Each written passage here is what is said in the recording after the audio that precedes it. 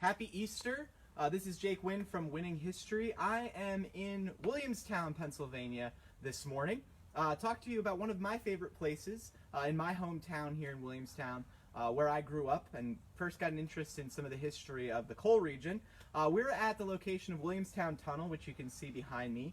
This is a closed up mine that goes back into Big Lick Mountain here in Williams Township in northern Dauphin County. Here this morning to give just a brief history of Williamstown Tunnel and Williamstown Colliery. Like I said, one of my favorite places to explore growing up, the ruins of what was once one of the most productive coal mines in northeastern Pennsylvania. This mine here, what you can see behind, is the opening of Williamstown Tunnel, which goes back several thousand feet originally and came out on the other side of the mountain in what's known as Bear Valley. So this tunnel once went all the way through the mountain out the other side. This tunnel was first opened up in 1856 when this was still part of Wickanisco Township. And this tunnel was originally opened by a man named Henry Osterman, working for a company known as the Summit Branch Railroad Company, which is going to play a really important role in Williamstown's history. But what really got this town started, Williamstown, which is about a mile away down below in Williams Valley, and up here on the mountain, what really got this started going was the Civil War, one of my favorite time periods to study in American history.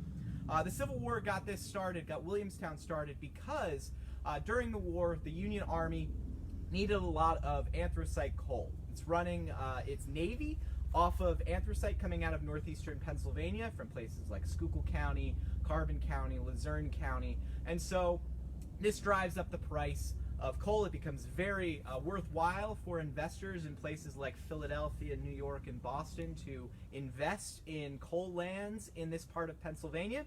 And so a group of investors get together in 1863 and are going to open up what will become Williamstown Colliery at that point. They start building a town and what becomes known as Williamstown, which was originally known as Buellerton. And in 1865, the operation here actually begins. And so when they start working on the coal mine here in Williamstown at Williamstown Tunnel, this opening originally went back a few hundred feet to where they were actually able to work out some of the veins of coal that run through this mountain. Eventually, by the 1870s, they actually open it all the way through the mountain.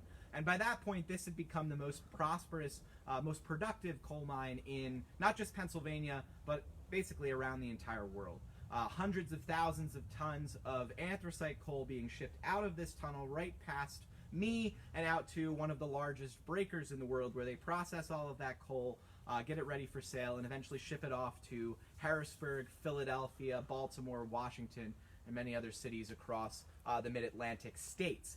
This operation is going to go on throughout the 19th century into the 20th century. Where we are standing now is going to be the site of Dauphin County's worst mine disaster in 1904. In May of 1904, 10 workers passed away as a result of a freak accident just inside the tunnel here on a very humid, hot day in May of 1904. All of the fans blowing fresh air in and out of this mine, which there was a fan originally right up on top of the tunnel blowing fresh air in.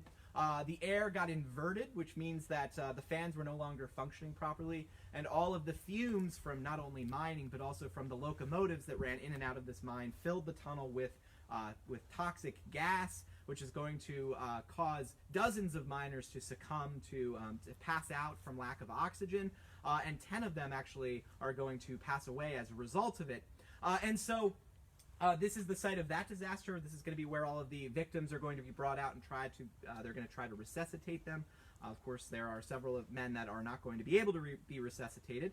But this mine is going to continuously operate up until the 1930s. The 1930s, the Great Depression hits not only Williamstown hard, but all of the other surrounding coal region communities. This mine will then shut down, and it will go through the 1930s into in and out of operation as new companies form and go bankrupt, and new companies try to form and go bankrupt. Eventually, Williamstown Tunnel is going to be closed up for good in January of 1942. They dismantle all of the outside buildings, and they begin to remove all of the tools, everything out of the mine itself, and this mine will go out of operation forever. In the subsequent decades, nature, as you can see all around, nature has kind of taken its toll. This area up here, which was once a very, very busy place, has been left to nature. Trees have grown, tangled vines everywhere, and as you can see behind me, the tunnel itself has come, fallen into some disrepair.